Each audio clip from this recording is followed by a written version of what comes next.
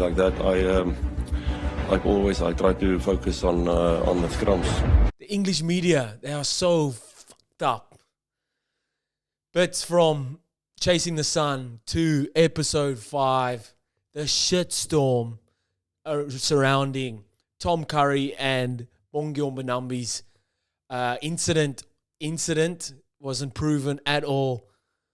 Wit kant, wen kant, jou kant, my kant, ons kant, daai kant, hierdie kant. Oh, the absolute shitstorm. To see now that the episode has come out and we can more see in depth what went on, how much pressure and how much scrutiny that Bongi Mbonambi firstly and that whole Bok team was under leading up to that World Cup final. The biggest game in your life, in rugby history, point blank, biggest game ever. World Cup final, Springboks versus All Blacks. Whoever wins this will be the first team to win 4 World Cups. Springboks going back to back. And all the press conferences leading up to it, Springboks, no matter who was fronting the press, was asked about what is Bongi Mbonambi like as a person? Did you hear anything about it? Would he say that? Is that like questioning his character? Not one question about what's the plan? How are you going to beat the All Blacks? Is everyone ready? What is the bench going to look like? Who's being selected? Are you going to do a 6-2 split or 7-1 split? Like, even Don Human, this is probably one of the best, apart from Siya Kolisi saying that the English media is fucked up. Don Human, straight and narrow, he's there to scrum. He scrum ons. Ons wil net scrum. Ons gaan nou scrum. Ons gaan nie nou braai nie, ons gaan nou scrum. That's what Don Human is there for. He goes and fronts the press, straight face. They ask him 6 or 7 times, how's Bongi Mbonambi? Questioning his character. Would he say something? But can I just ask, how's he dealing with it, being in the sort of the eye of this storm? I can't really comment on that. Like that. How's he been? How has this affected him? How has this affected the team? Each time, I don't feel comfortable talking about this.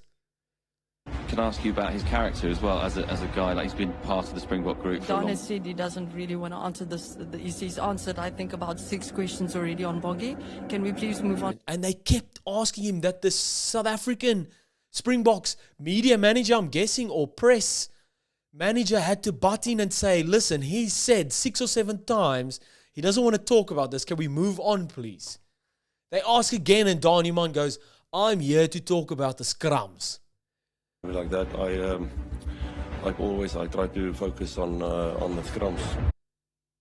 If that doesn't give you hoendervleis, I don't know what will, man. That makes me want to pack down against the All Blacks.